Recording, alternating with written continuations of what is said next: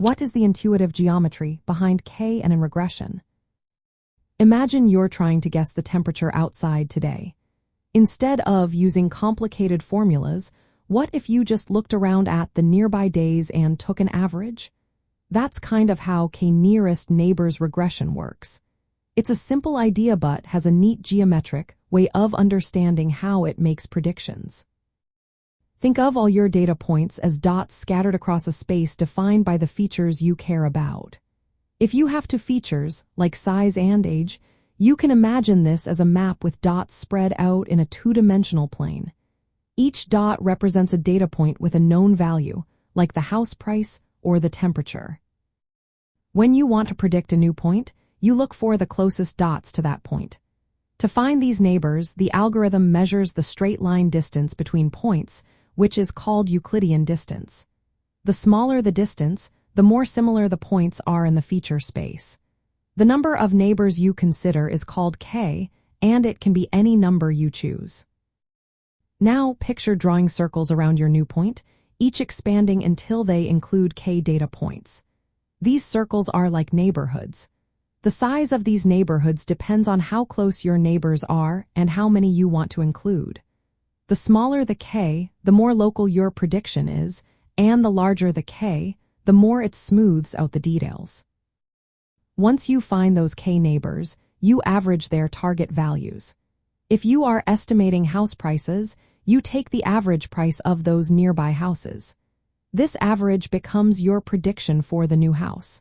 If you give more weight to closer neighbors, the prediction leans more heavily on the most similar points. This geometric view helps explain why KNN regression can adapt to complex patterns. It doesn't assume any specific shape for the data. Instead, it relies on local regions where the data points are dense. The shape of these regions depends on the distance metric, and the value of K smaller neighborhoods capture fine details, while larger ones give smoother results. However, this approach can struggle when the data is very high-dimensional. In many features, distances become less meaningful because points tend to be equally far apart. This is called the curse of dimensionality. Also, noisy data points can distort the neighborhood, leading to less accurate predictions. In the world of supervised learning, KNN regression is easy to understand and use. It doesn't require training a complex model. Instead, it stores all data and makes predictions based on spatial relationships. This makes it great for problems where the relationship between inputs and outputs is not clear or is very complicated. From an artificial intelligence perspective, tools like ChatGPT and DALL-E learn from large datasets, but KNN regression shows how simple, example-based methods work by looking at local data.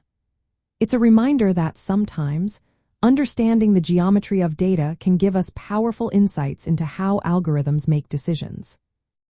Knowing the geometric intuition behind KNN regression helps us see how it captures local patterns by measuring proximity in a multidimensional space. It predicts by averaging nearby points, making it a straightforward yet effective way to handle supervised learning tasks. This approach balances simplicity with the ability to adapt to complex data structures, all through the lens of spatial relationships.